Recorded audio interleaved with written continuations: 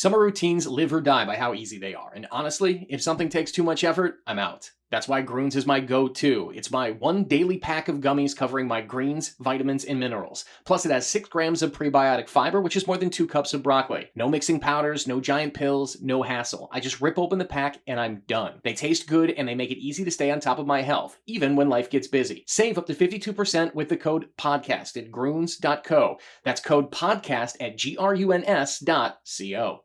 Hi, everybody. This is Dawn Mitchell, and welcome to another edition of Dawn of Sports. Today, we have Andrea Yoch. We all know her and love her, a returning guest to the podcast.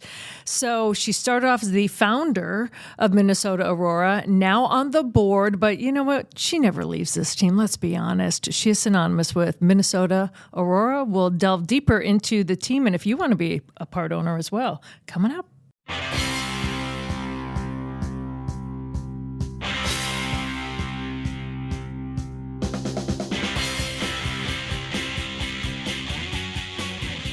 I think we'll also talk a little bit about the Twins and the Lynx, since they're making news this week. Surprising, shocking news of people leaving posts and leaving town.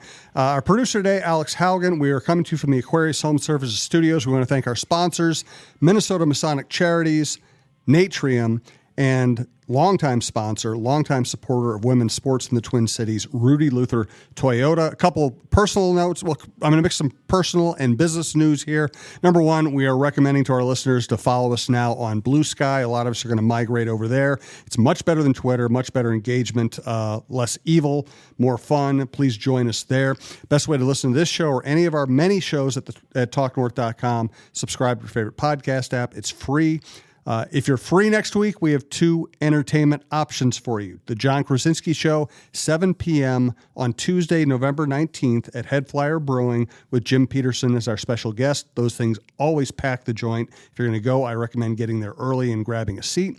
And then my band, which Dawn and Andrea have been very nice to come out and see so often, we're playing Friday, November 22nd, 9:30. Sorry, I know that's late. 9:30 at Lynx downtown. Let's go. Don't feel obligated. You guys have been so great about coming out and hanging out with us. Don't feel obligated to come, but if you're free and you want to come, of course we love seeing you there. Which is equally as packed as the Jim Pete and Johnny K. Get there early events. to get your there table. early. Well, thanks in part to you.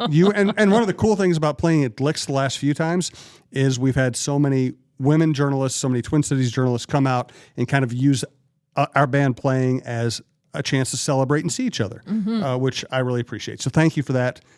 And now I'll leave it to you, Dawn.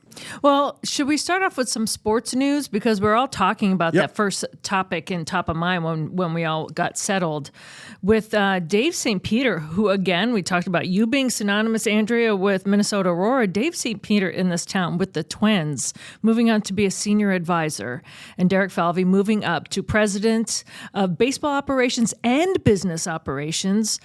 Just one of the few announcements made by the team in terms of readjusting the hierarchy.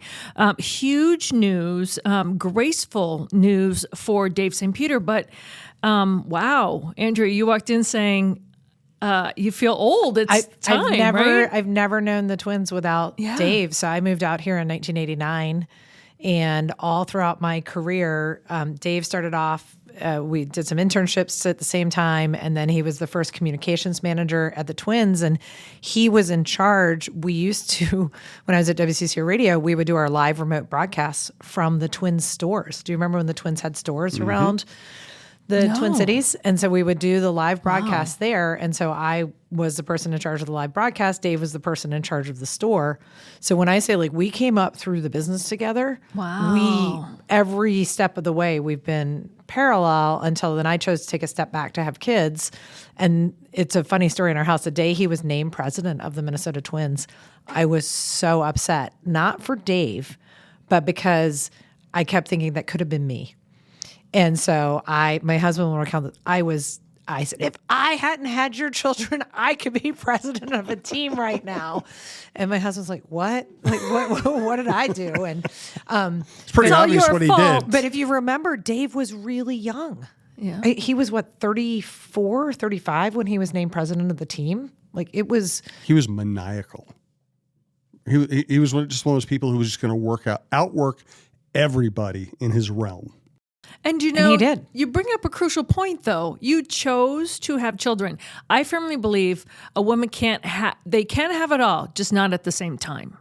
Yeah, I do advise young women, and we're very much getting off track. I do advise young women, it is very hard to be a good wife, a good mother, and a good leader all at the same time, mostly because sometimes they all need things at the exact same moment, and you can't do that at the exact same moment. And so I was fortunate enough to be able to step back a little bit, work a little bit less for a long time, and have been able to revise my career quite well, having taken that little bit of a step back. But at the time it felt really hard, and I didn't know if my career would be over or if I was always sort of just going to be in the middle.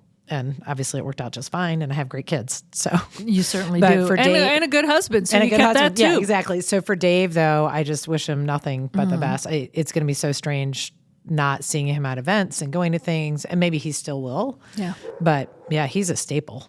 Well, they also said in the press release, Jim, and you know more perhaps about this process than I would. I've only dealt with an ownership change so far here when it came to the Vikings. But he's going to be one of those people that kind of helps that transition of the club to perhaps a new ownership. Did I read that correctly? Yeah, it's a natural thing for him. What is unique about Dave is in part because who he is, in part because of the way he came up through the organization, working in different departments.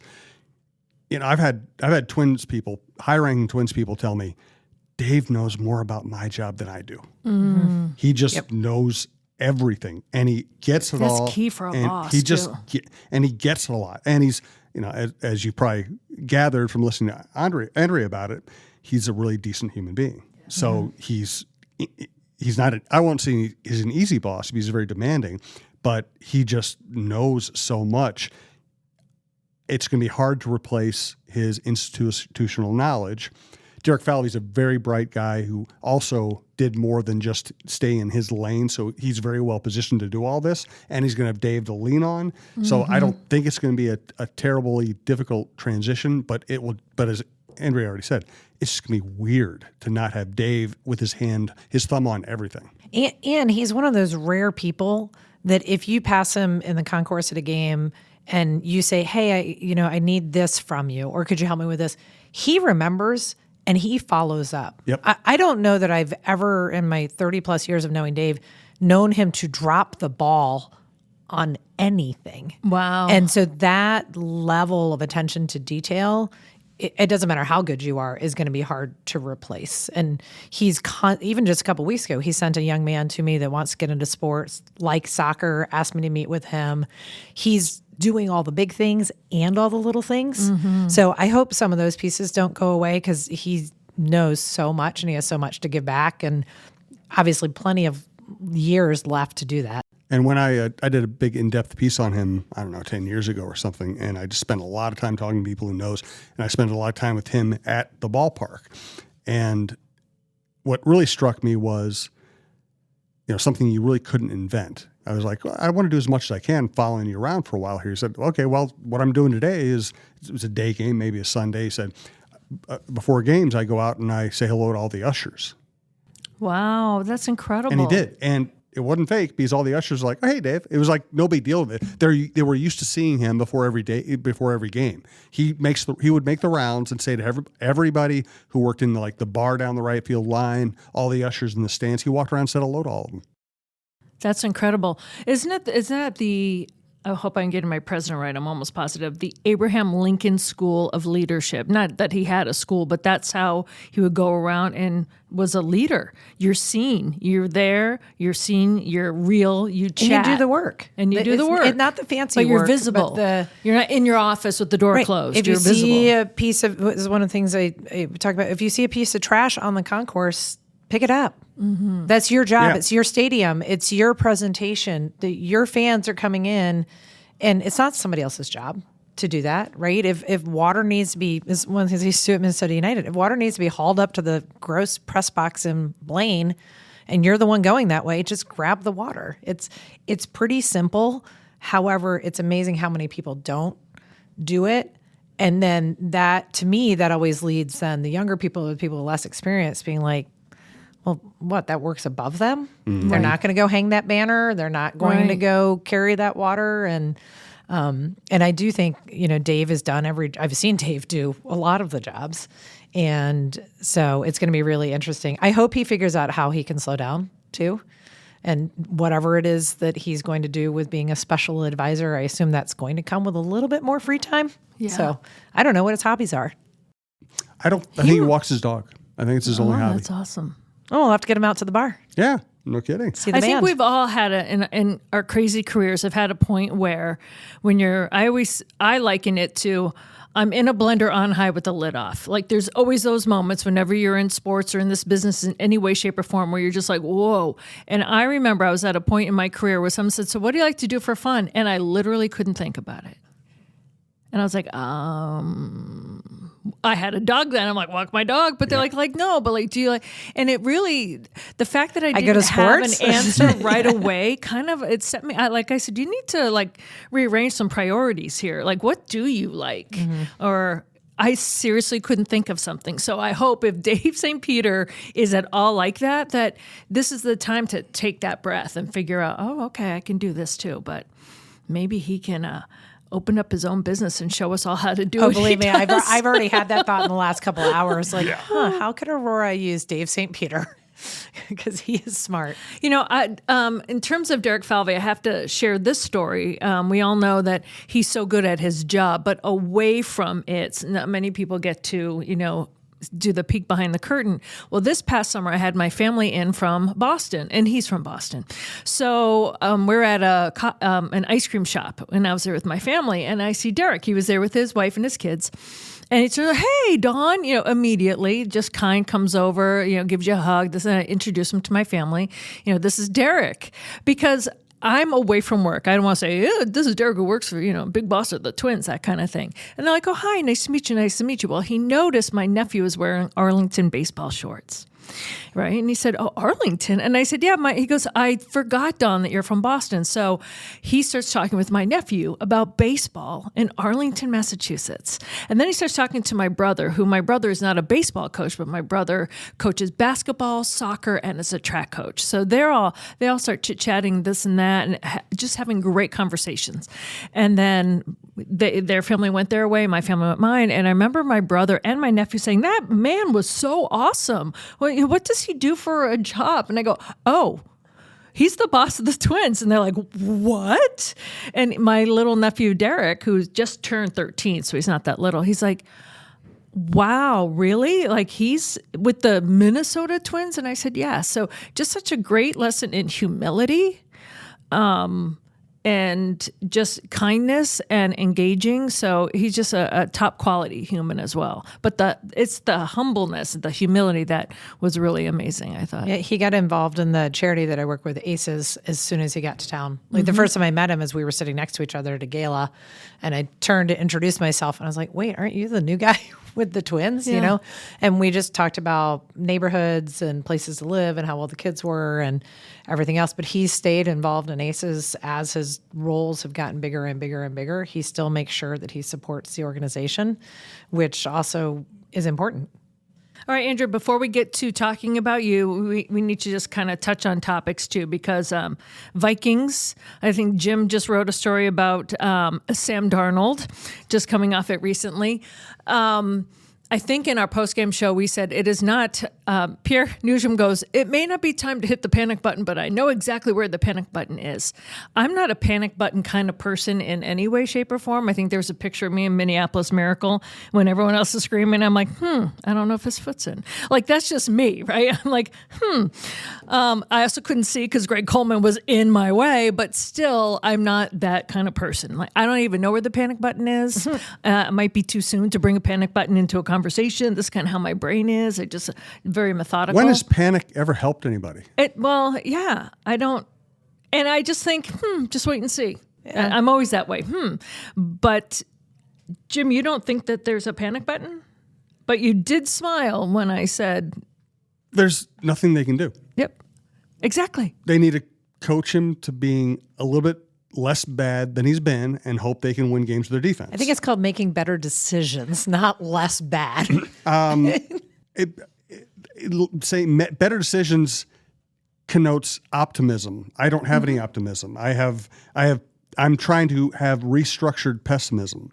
They need to. Wow. I'm going to get you a T-shirt. Yes. Restructured pessimism. Restructured pessimism. Oh, that's so good. So my I did have a panic button. So I think we've all covered. I grew up in Baltimore.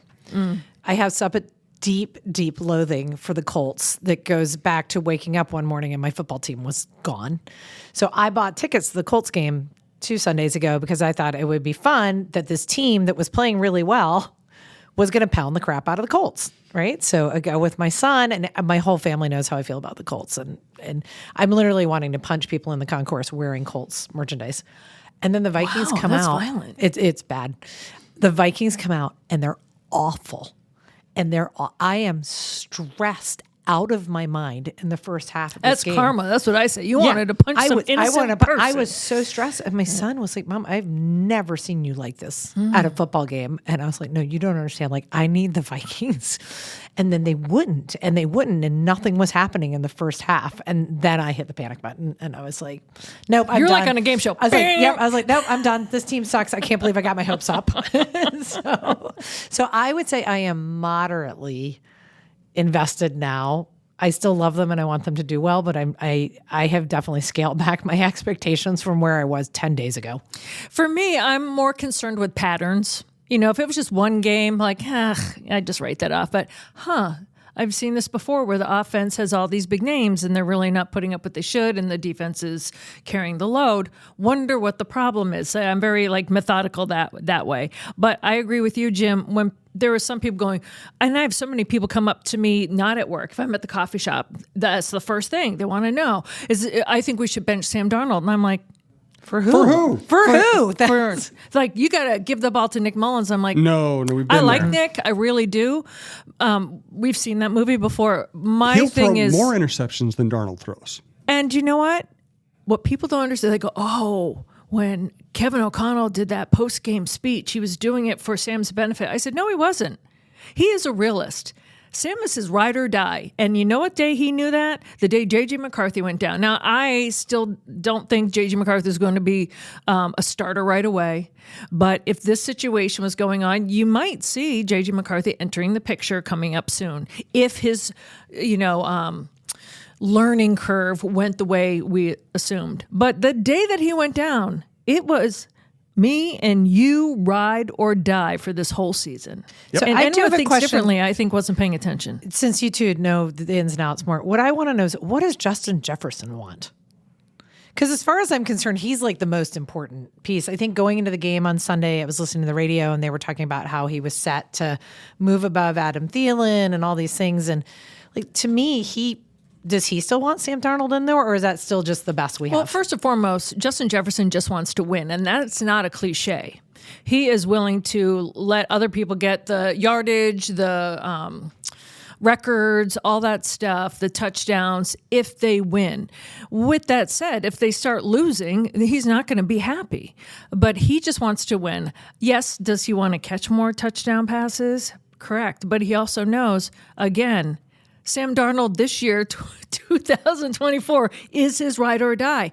And I would say Sam would probably have been his preference, just going on what he said all through the offseason. He wanted a veteran quarterback coming in. And he was not even shy about saying that on any network broadcast or anything he did in the offseason. And this was before Kirk was even decided. Yes, maybe it was Kirk, but I'm sure as heck knows that he wanted someone that knew how to sling the ball into him. So, and he's known what the backups are before that. So, I don't know. I think he's also just signed a 4-year, $140 million deal. Cha-ching. They don't really need to make him happy right now. They need him to be happy 3 years from now. Yeah, and I have not seen a different Justin Jefferson at all. No, and the commonality for me among wide receivers and diva wide receivers, all wide receivers. I covered Chris Carter, Randy Moss, Anthony Carter, and if their team won, they didn't care about stats. If their team lost, then they're like, why didn't you use me more so we could win? Mm-hmm. So, Jefferson's not going to cause a big stink. No. He's not going to be a problem.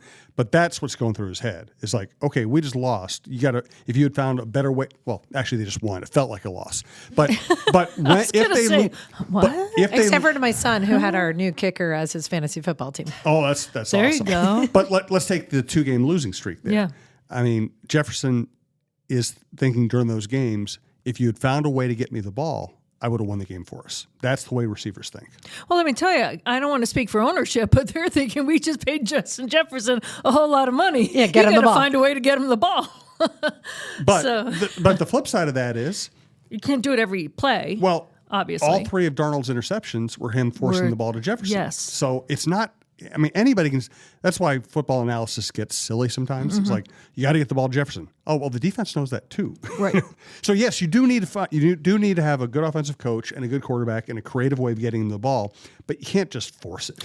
Well, that's what I was going to say, because at the beginning of the year, Justin was preaching, "Hey, I'm talking to Sam about he's got to trust me, even when I'm double teamed. I'm your guy. Throw it to me." And then we saw Sam trusting him and doing it, and it was showing up. Well, now, now some of his throws were behind. They were not all perfect darts to Justin. However, with that said, everyone in the building knows that he's going to throw to Justin Jefferson if it's a go route, if he's open. Yes, but they've got to, and that's where Kevin O'Connell has, a tough job to do. What can I do to try to get Jefferson open? How many decoys can I have? But let me tell you, you can't use Justin Jefferson as a decoy for the rest of the season and be happy. He's got a contract coming up too. So, and the other thing is, if Darnold throws the ball better in those situations, now he shouldn't have thrown the first one at all. Right. The second one wasn't even an interception, but it's still a bad throw, and it could have been a much better throw. Right. But would have been a lot less. Don't throw the ball so badly that the referees can make a bad call on you. The third one, horrible throw. Mm-hmm. And there was probably a place you could put that ball where either Jefferson's going to catch it or nobody's going to catch it. Instead, he threw it through the defender. And for me, hindsight is 20/20, and I don't know. A calm Sam Darnold making decisions quicker before. Is it because the pressure was off at the beginning of the year? I don't know. Or nobody had really seen him. That's the other thing. It's like our first couple of games, how familiar was anybody with the combination of Sam Darnold and Justin Jefferson? Then you get a couple games in there and everybody's like, oh, okay, now we can see what this guy's habits are and signs are and his tells are, right? You get a whole lot of film. I do agree with that, but I mean in situations where the O-line was giving him plenty of time. Yes. On his checkdowns, and you brought it up earlier, his decisions. Throwing one when 2 other people might have been open. Is that a sign of a stressed? I don't know. I'm not inside Sam Darnold's head. I also think it's really scary in here. Yeah. And there are a lot of cobwebs. You can just see it. He's pressing. Right. And that's what happened. That's why previously in his career, he was able to give a team a good month and then collapse. Good month, collapse. Because as soon as he starts overthinking, as soon as he feels stressed, that's right. everything. So have they called in the sports psychologist? I think he ran out of them. I think Jim needs to bring some T-shirts. What's your slogan? Your Logan? Restructured pessimism. What am I trying to say? Restructured pessimism. Logo slogan. Yes. Or Chris Hockey's favorite thing, which is everybody stay calm. Everybody be cool. I think I should just sit with them. Cool. I don't have a panic button. Yeah. I don't. I'm like, yeah. I always love these conversations too, because if all of those people were rushing at me that weighed that much, we all know. we all know which way they're running. 12 people in the world who can do that job well. Yes. Yeah. That's the reality. All right, let me do a little business here. Then I want to talk Lynx with you too, and whatever else, Andrea. We're also going to give Andrea the we floor got to at some talk point. about her. Don't let me forget to talk about Teal Masonic, because I know they're one of your sponsors. Yes, so. Good. Well, I'll let you do that here shortly. In fact, why don't we start with Minnesota Masonic Charities, a great Minnesota company we're very lucky to be aligned with. When people think of the Freemasons, they often think of secret handshakes and unusual hats, and of course, the pancake breakfast. Minnesota Masonic Charities would prefer that you think about the work that they do right here in our community. Places like the Masonic Cancer Center at the University of Minnesota, or the Masonic Children's Hospital and the Masonic Home in Bloomington. They are just a few examples of the important work that the Freemasons support here in Minnesota. As part of the largest fraternal organization in the world, Masons have consistently answered the call when it comes to charitable needs. I am happy that Minnesota Masonic Charities has chosen Minnesota Bound and this podcast as a place to help spread the word. We look forward to learning so much more about their many programs here in the weeks to come. Thanks also to Rudy Luther Toyota. Again, they've been sponsoring shows across this platform for a long time, and they are a great supporter of women's sports in Minnesota. Ready for a women-forward car dealership? Rudy Luther Toyota empowers their many women on staff in sales, management, and service. Whether you are looking for a new Toyota or pre-owned vehicle, Rudy Luther Toyota has something for everyone. Every vehicle comes with a Luther Advantage. 10 cents off fuel and car wash discounts at holiday stations, Luther Advantage warranty, and 5-day return policy on pre-owned vehicles. Located just 5 minutes west of downtown Minneapolis, off 394 and General Mills Boulevard. And they're also hiring. Want to join the team but don't know where to start? Visit rudyluthertoyota.com today. Now I'll mention Natrium, natrium.com. You can order online. Great way to go, but I recommend going to their stores. They're beautiful. They are packed with an incredible array of CBD, THC options. It's amazing how many flavored drinks they have. You can get gummies, candies, oils, balms, dips, whether you can find something for inflammation, you find something for headaches, you find something for sleep. I tend to use the sleep ones, but it's just amazing how nice these places are and how knowledgeable the sales representatives are and how they will be able to steer you to exactly what you want in terms of taste, effects. And you can take them for fun. You can take them, as I do, for sleep. You'll find something that benefits you in your life. Natrium, natrium.com. Also look for wildflower stores. I know there's not a Natrium right by where I live. There are 2 wildflower stores right by where I live, and that's where I go, but they're basically the same company. So check them out as well. Andrea, you had something to say about Minnesota Masonic Charities?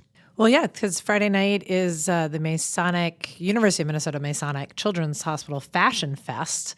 And to show you how far randomly my sports career has gone is I'm actually walking in the show Friday night with another Aurora player and a bunch of other people in the Twin Cities. That's awesome. But I know that Masonic's a good supporter of you guys, and I was thinking about that on the way over here. So if you had ever told my 22-year-old self when I moved out here that I would be modeling in a fashion show to represent my sports team, I would have absolutely said you were nuts. But I am looking forward to that Friday. Fantastic. I love it. And by the way, Dawn's show has been just fantastic, in part because she brings in such great guests. Last week's guest was Jesse Stomsky, and I would just recommend going back to listen. Fascinating person, undertaking a lot of very difficult work. I highly recommend going back on that one. Now let's get to what's happening in the women's sports world right now, which is the Lynx lose Katie Smith, assistant coach, to Ohio State, her alma mater. They lose Claire DeWellius to the Unrivaled, the 3-on-3 basketball league, founded in part by Nafisa Collier. These are big, big losses.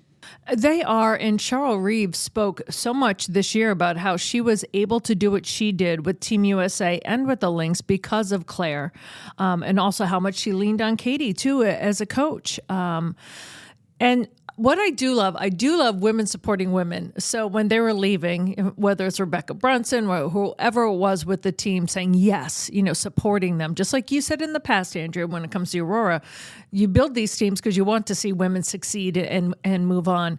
But there is that flip side that you have to deal with. Just like when a star player in college goes pro, there is still a vacancy that is left on a team. And I think it's a double loss, a two-fisted punch right here. Well, and I was wondering too if it's a good sign for us that Cheryl's staying for a while, right? So that these 2 women are looking at their careers and saying, okay, I'm ready to take the next step.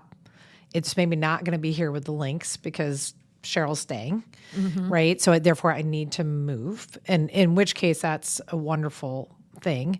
But also there's the ownership stuff happening there. Yeah. And college sports, this happens in soccer a lot. College sports is more stable and on the women's side, high paying for a lot of these coaches' positions. And I don't know that that's the situation with Ohio State. Right. But frequently I have seen women's soccer coaches leave the pros and go back to college. And I've asked people about that, and they'll say, no, the college programs are paying better.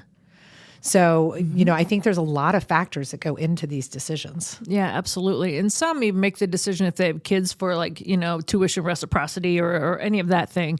It's a personal decision down the line, but you're right. And you see that even with men. Men will go to the college game too and leave, but who now who's going to fill those shoes? And there Cheryl goes their can't do off it all. season too, by the way. Any hope of resting. That's what I was thinking about yesterday. I was like, do you just get resumes? Like, how do you even fill those two positions? Well, Katie was exceptional this year. She should be a head coach in the WNBA. I'm gathering that it's more personal reason that she's leaving right now to go back to basically what's home for her. Claire, it'll be hard to replace Katie. No way around it. There are also people out there you can see doing a good job. It's hard to compare whether they do as good a job as Katie, but there are other people out there who could do it. Claire, pretty unique. The way she got into the organization, the way she rose up through the organization, her ability to work hand in hand with Cheryl Reeve, who we all know Cheryl Reeve is a great human being and a great coach. She's also a hard boss. She is. She's a hard boss. To find somebody who wants to play that role, it's almost like you have to hire another young Claire and hope that she develops the way Claire did. I don't know that you go out and hire somebody and plug somebody in to that role and have them be able to work as well as Cheryl as Claire did. Or is this a chance to restructure some of the roles? Yeah. I mean, that's always one of the things to look at is, are there things that we would do differently now if we had different people? Right. And I have to imagine all those conversations are happening. Yeah. I'm also fascinated by Cheryl's career path in that, I think there have been times where she probably would have been willing to step away, say, okay, I've done enough here. Maybe I should go coach men's. Maybe I should try to be just purely a general manager. She has so many paths available to her. And I feel like, and this is more a feel thing more than a knowledge thing. It feels like a couple of years ago, within the last couple of years, she and her wife both basically said, you know what, this is what we do. We're here. We're invested in being in Minneapolis. We're invested in building this franchise. Our son goes to school here. We have a great support system here. We're locking in and making this happen. And they're Aurora season ticket holders, so you can't get that if they go somewhere else. How could she leave? Yeah, exactly. Carly comes to a lot of our games. She played college soccer. Right. And so she's a big soccer person. And so Cheryl comes as much as she can. Carly comes a lot, brings their son. And so, I think it's a big shakeup. And again, I'm not totally up to date what's happening with the arbitration, but you are looking at a major potential ownership change as well. It sounds like I think when you're making job decisions, you're looking at all those things. True. Exactly. And we just recorded the John Krasinski show earlier today, and he was basically saying that it looks like at the soonest you're going to have any news might be a month, probably going to be more like 2 months. And if there were going to be if the A-Rod Lori group won it, they probably wouldn't be approved until like an NBA Board of Governors meeting like in February. So even though things are happening right now, we're not going to have resolution on this probably for at least 2 months, maybe 3. And if they lose, can Glenn Taylor still turn around and sell the team just for the new price? Sure. Yeah. If Glenn wins control, it's his team. He can do whatever he wants with it. Absolutely. I would just say for the Lynx side, with their success, it is a plum job no matter what. If they keep, let's just say, even if they just keep, you want to be a coach, you want to come in here and do this? Of course. Who doesn't want to coach on a team like that, especially with a lot of these players coming back, and also a prime position for someone who wants to be in management. Someone like a young Andrea Yoch coming up saying, I should be a GM by now. And I want to learn, from Cheryl Reeve. Right. So it's, and it's a full building and a lot of support in the community. So no, I think they'll have lots of choices. I have to imagine their phones are burning up.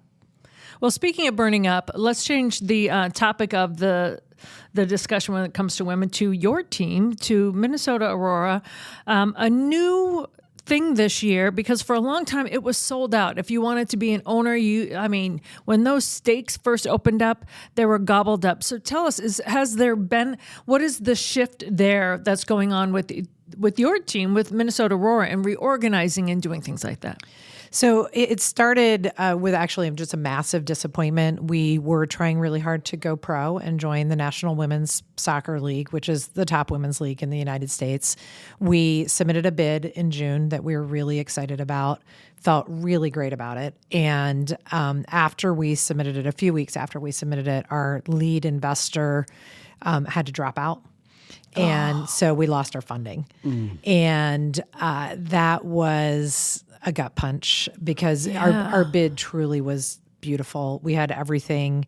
We had examples of all our media support and all our fan support and how much merchandise we sell and our brand. And we had communities that were ready to step up and help us build a practice facility and all the things that the league was looking for in an expansion team we had. But players in the pros are not going to play for free. So you have to have money. So we lost our lead investor mid-July. And after the deadline, we scrambled, and every person in the Twin Cities was trying to help us find someone. But it's really hard to find someone to give you $150 million with like 3 weeks notice. It always takes me at least a month. Exactly. So, which is why we're sitting here, Jim, is because you and I don't make. I was about to say, what's his name? Exactly. So once we had to withdraw our bid and sort of admit defeat, we had been building the club to go pro, and then suddenly you realize, oh, we're not going pro right now, and so we had to make some adjustments to. We're going to be pre-professional for a while. We are 3 years in. We've built this beautiful big thing that none of us expected. So now what does Aurora 2.0 look like? And part of it is money, right? We did not have this rich person coming to write a big check. So we had to go back out and find money.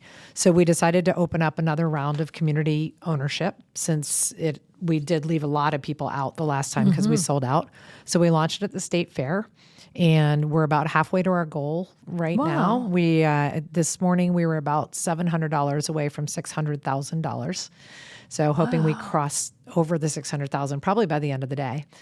And so we have a ways to go, but it's been really incredible seeing how many people are jumping in again. And so our goal is just to raise enough money to help us figure out what the next few years look like, expand our camps. I think we're going to have to hire a person or a bank or something to help us go find that big money. Because the beauty of the club is it was founded by regular everyday citizens, and we are as grassroots as you can get. The hard part is we don't hang out in the rooms where people are saying, hey, like I just heard this women's team is for sale. Right. Oh yeah, I've got a buddy, I'll call them. Like we don't have that Rolodex. And despite how many people have been trying to help us, like the Minnesota Twins are going to sell in a few months and I'm going to lose my mind. Because it's going to be somebody that no one's ever heard of, that the poll ads were just able to pick up the phone and call. And they were like, oh yeah, what are the 1.2 billion is what the Twins rate? Please tell me where these people are. So we're reopened for community ownership, and people can go to wefunder.com/MN Aurora to buy shares. The investment starts at $100, and you can gift them for the holidays. Really? So they are really great holiday gift ideas. Oh, that's great. Do you guys have like a little card or something Yep, made you up? get a little card digitally, and then you could like buy a scarf to go with it and package it up. But we're getting a lot of emails, especially from grandparents, looking for gifts for the grandchildren. So give a soccer team. Why not? Why not? Yeah. So let me ask you this. Have you had to do any personnel restructuring because of that, or have people left? And I know that you're on the board. Are you going back, taking a president role, or how's that going to go? We're looking at all of that right now. We do need to recognize that there are things we really want to do that we need to build towards. So camps is a really good example. We ran camps for the first time last summer. They were incredibly successful. They sold out. So camps is an area we want to lean into, but we don't really know what sort of personnel we need to do that. So do you do an MEA camp? Do you do a Christmas break camp, right? Do you do a day off from school camp? And so that's what we're trying to figure out is where are the good revenue pieces? Where are the pieces that are important for our community, and how do we pull them together while still staying focused on soccer, because that is our primary product. And so that's a lot of what our off season has been. And really, it's only been about 8 weeks since we finished the fair, launched the WeFunder, and had to admit defeat on the NWSL for now. For now. For now. For now. This team deserves to go pro, and this community deserves to have a pro women's soccer team. Amen. But it's also been a team until you get there. You've been bird launchers. You certainly have, in terms of a lot of these women going pro from this program. Just recently, you had another. Yep. We're up to 15. Yes, I was going to say, what is the tally? 15. Yeah, we're at 15 now, and what you don't see, which I'm also equally proud of, is we have a good number now working in sports as well. So we have the ones that went off to play pro. Yes. And then we have a lot who either interned with us or were working part-time for us. And even some of our former players who are all now working in sports. Like one of our first interns, she works for The Athletic now. She needed writing experience, and she just got hired to do European soccer coverage for The Athletic. Incredible. Yeah. And so it's stories like that really make us committed to continuing this mission, because what was missing was that piece of experience that everybody needed. And we've given them the experience, and they've gone on to know exactly what we'd hoped. Well, we've all seen the stats, especially so young women that get involved in sports. If they have any kind of leadership in that direction at all, they can move on to the C-suite. They can move on. They can just kind of branch out however they want. I have noticed with even the young women that started your very first year, how empowered and strong, just as people, they've come back. Yes, better soccer players as well, better product on the field, but it's been so wonderful to see these young women turn into, they're just more confident, they're go-getters, they're smarter, their dreams are expanding. It's been really terrific to see. Yeah, I mean, you saw Mariah win, who's one of everybody's favorites at the Lynx game. If you told me 2 years ago that Mariah was going to be signing autographs, taking pictures, living large, wearing sunglasses and like being all swaggy too, right, like the confidence, so much swag, right? It's a wonderful thing. Yeah. Yep. Are you getting choked up too? Yeah, it is. Nobody's ever called me swaggy. Well, that'll be your next You're swaggy T-shirt. on the stage. You got to get past the. Yes, when you you're are. playing, you're swaggy. Am When you're I? playing, yeah. I don't think so. You don't? No, You I don't think so? I think I'm actually kind of boring up there. I have to work on that.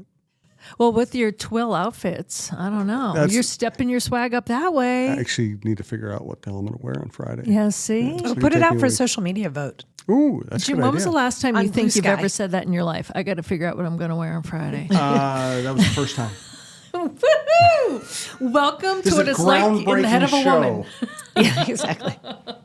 We're always like, well, what am I going to wear? What am I going to wear? Oh, and speaking of that, I know Alex, our producer here, kind of teased us, but it is legit. And I've had other people ask me, and it's not just people here in this room, but just in general, about how fashion so much is playing a role in sports. And it's gone to this like next echelon. You and I, we were talking about nails to begin with, and guys are wearing nail polish too, like how you can express yourself. And yeah, I remember Stephon Diggs would sometimes, get some funny comments because he came in all, decked out. Even before when I first got here, who was it? Dante Culpepper had his fur coats, right? I mean, but now there's runways basically to go to a game. The Lynx, when they had the semifinals here, they had to stop and take a picture. They had like a carpet rolled out and a backdrop. I mean, we even do too. It Ours is huge. sponsored Sponsored by the Mall of America. What was that? You did? The players went down and got styled by the Mall of America. And they'd stop in front of a backdrop and get their pictures taken. And that's my favorite right pressure. now is Ivan Pace with the Vikings. Is it? Yeah. Yeah. When he comes in like with a half shirt or no shirt, that is swag. Yeah. I love Not all of watching us the can NFL. pull that off. Yeah. The NBA, they kind of do it cool. WNBA has been doing it for the past couple of years. But someone asked me, like, is this now a new thing? And I said, it's gradual, but it is definitely at a crescendo. And it is fun to watch. But the guys are like, it's more pressure. And it's Well, I also wonder pressure. about I that. got to get how many pictures before a game with my wife in her outfit, in my uniform. And, it's a whole nother thing to think And about. also, the women don't have that budget. So when I do look at some of the NWSL pictures and the WNBA pictures, I'm like, I know you guys can't afford But those that's when you clothes. got to get a sponsorship. Yeah. Right? But like you said, you just don't hang out with people that have 1.5 billion. It's not like they can just say, hey. Do you want to dress me? Yeah. Yeah. I am just. Although I went to the Billie Eilish concert last night, and I do think the casual is coming back because she just wears. There big, you go, Jim. You're all set. Big, you got your baggy swag. clothing. Yeah, now I think it's an incredible spectrum because you'll go in the Wolves locker room and they'll be leaving and they'll be wearing like torn T-shirt, torn jeans. You know, now the shoes are always fit, as they say. Oh, yeah. The shoes are always on point, but anything else they're wearing, it might look like they lost a bet. The shoes aren't necessarily the fit. The fit is the fit. Okay, well, whatever you call cool shoes, they have cool shoes. But the rest, anything else they're wearing, it might look like they lost a bet. Whereas WNBA women have made it a point to look special when they walk in the door. You know, international soccer, they're all required to dress the same. So when my day job, working with some of the international teams, when they come to the U.S., they match head to toe. That's weird. And so I don't know where It's very Olympic-y. I don't like that. Yeah, I don't know where the style thing came from. You know, I'm sure it's just an American thing, right? But the English teams and the foreign teams, they wear their uniforms, their travel uniforms. They get off the bus. Like you never see them in any, even wandering around the hotels. They're in their team issued gear. Wow. You save a lot of money that way. Too much. Takes the pressure off making decisions. You brought That's up the whole like looking like Justin, kind of like a with holes and stuff like that. I literally have like this favorite thin black sweater that I have, and it disappeared in the back of my sweater, came out, and it's got holes now, and it's cashmere. But I put it on the other day, right, and under a jacket, and there was like a little hole in the bottom. Somebody literally. No, I wasn't on TV with it. Said, "Oh my God, I love that sweater. I've been looking for something with those like rips and stuff." And I'm like, it's just old. But like, yeah, I was like, I'm in fashion. Like, so don't throw away anything that looks like it's got a my mop jeans hole that in I it. have on right now have on these.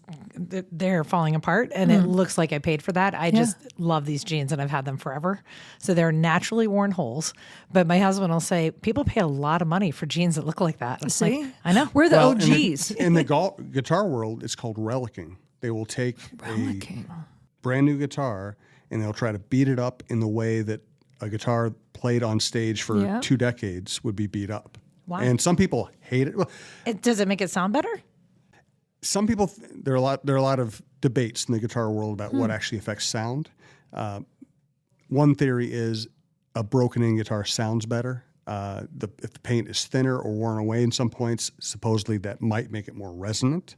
Other people just think it looks cool, because to actually wear down a guitar's paint like that, you really do have to play it on stage and sweat like a pig and have your deodorant slime onto the paint and wipe it off. I mean, that's really what happens. People think it's cool. It's not just wear and tear. It literally, the only way you can actually take paint off the way it's taken off on a lot of the old great guitars, it really is deodorant like getting on there and just melting the paint away. So you have 2 choices. You can either do that for 3 or 4 decades and hope that your guitar comes out looking cool, or you can just go buy a relic guitar that somebody else already buffed out. But that's a lot more money. Relic guitars can be more money. Right. But honestly, you can buy a guitar at any price point these days. You can buy a great guitar for $500. You can buy a great guitar for $50,000. So while my brain may not have a panic button, it does have flashes. When you're talking about that, I'm like a grill with hamburgers. It's like, just, don't clean it. Like a nice pan. Right. And that's how my brain's going to all these things that are just better with age. And I said, now if it were only true for like real age. Yes. Yeah. Well, we it's can like all shoes. hope. You would have swag. I would have fewer wrinkles. So this is what I never understand when athletes get brand new shoes for every game. Oh, yeah. I'm like, but isn't that uncomfortable? Yeah.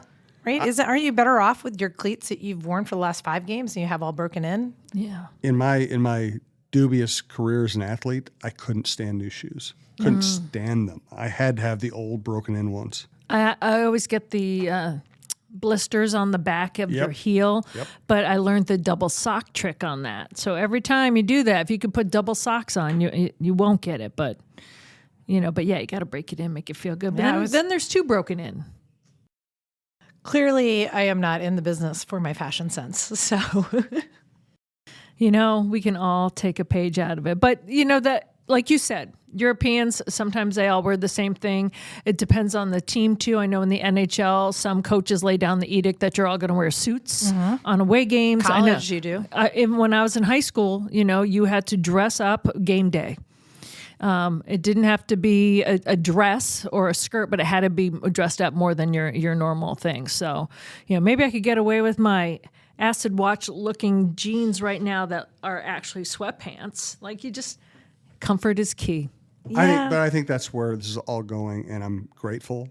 Comfortable clothes that actually look decent. Did you wear a tie in the early days? I've always been anti-tie. I don't remember seeing you in a tie.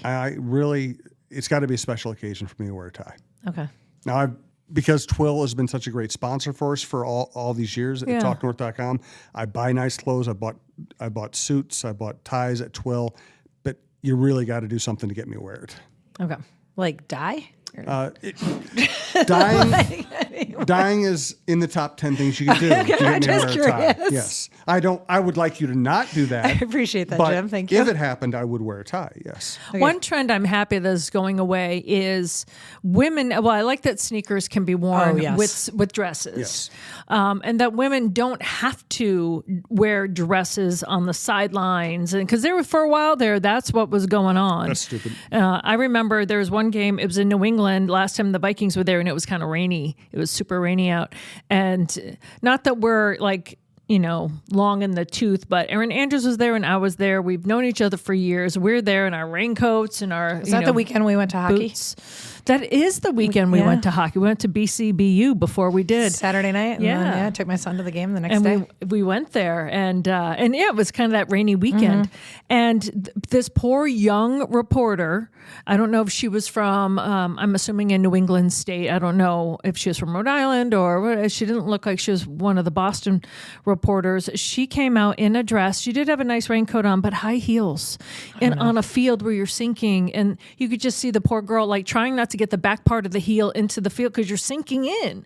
And I was just thinking, because, that comes from the pressure from your bosses. And it just seemed like an old school thought kind of thing. And Erin caught me looking at her heels and she looked at me and we looked at each other and she said, she'll learn. Yeah. She'll learn. But I'm so thankful now that you can wear sneakers. Yeah, the commissioner of the NWSL, Jessica Berman. Yes. She is the master of sneakers. And in the first conference I went to, and I was, trying to make an impression and introduce myself, and she's up there in this great suit with her sneakers. And I was like, okay, I'm done with my fancy shoes. Yeah, because before it was looked down upon, it was poo-pooed, why is that guy wearing sneakers? But I'm like, do you know how many miles people put on their feet walking around, man or woman, around a stadium? And the stadiums, it's concrete. Oh, that's the thing is we're running laps on concrete. Obviously, and I both had leg issues in the last 2 years, and my leg flared up this summer, and I texted our team doctor. It's like, my leg's really hurting. And she said, what did you do last night? And I said, Mercedes-Benz Stadium. And she's like, how many steps? So I went and looked, and I had done 18,000 steps at Mercedes-Benz Stadium, all on concrete. All on concrete. And so it's it's not. And remember the Metrodome, how uncomfortable the Metrodome floor was on your back? Oh, it was horrible. Torrey Hunter once told me, and Torrey Hunter was somebody who was famous for diving and running into walls and running into teammates, do anything to get the ball. He told me the hardest thing his body ever dealt with was standing in the Metrodome outfield. Really? He said you're basically standing still on concrete and then having to go from that to 60 miles an hour. He said nothing was worse for his back and his knees than standing still. Yeah, even just going to batting practice. I remember you'd stand around at batting practice, and I go up to the press box, and I was young. I was like, why does my back hurt so much? And it was the beloved Metrodome. Well, Andrea, do you have any final comments that you want to say to people in terms of the Aurora, how far it's come in a short amount of time, but also with this new vision, how people can help? Yeah, really, we just encourage everybody, if you can afford to buy shares, that is a really important and significant way to join our community. You become a part of the group that elects 2 board members so that they're not shares for show. that you actually have a stake in the team and a voice in the team and the decisions we make going forward. The next couple of years are going to be critical for us. We've had tremendous success. How do we continue to grow? And raising this money, coming to games, buying merchandise, just telling your friends, whatever, following us on social media, any of those things help, because the landscape for women's sports is actually getting more and more crowded. PWHL just announced a bunch of new teams. It's just going to get more competitive. So if you love what we've been doing, if you feel bad about things happening in the world and you just feel like you want to make a difference, this honestly is a really great way to feel like you're helping support women, you're supporting our community, and we are going to deliver the best product we can for you, because we feel very responsible for all the people that have invested their money, right? This is, if you're mad at us, you can find us because we live here in the Twin Cities, right? We're not on our private jets. You're never going to be able to, like, if you want to complain and you're mad, chances are you can run into one of us somewhere. And so you can feel really good that the money you're investing is being taken care of to the best of our abilities. Well, I want to thank you. Not only do I know you personally, but what this team has done for others in the community as well. And I know that you were disappointed when it didn't go pro, but I do think a pre-pro league is so essential for young female athletes to find their way between college and pros, high school and college, just to find their way and to find out that they mean something and can have a home somewhere. So thank you. No, thank you. And thank you to our community, because they're really the ones making those players feel special. You can't replace that. No, you can't. Can't replace you either. Andrea Yoch, thank you so much for coming on. So I can't get Jim to wear a tie then? If you ask me to wear a tie, I will wear Get a tie. him a clip-on How that about feels like a this? sweatshirt. When we go pro, Deal. will you wear a tie at our press conference? Yes. Done. Remind me.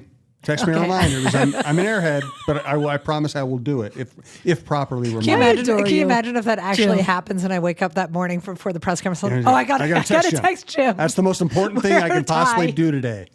Can it be a clip-on? No. No, I want him no, to tie a tie. I don't wear ties often, but I would never wear a clip-on. Okay. That's well, Twill doesn't sell clip-ons, okay? Well, and plus, you're getting your swag on. No clip-on. I'm just not comfortable with that phraseology, but I'll try to adapt to it. What? One more time for that T-shirt. What was it? Restructured pessimism? There you go. Love it. Thanks so much, you guys. I gotta write that down. You do. We should keep a quote book.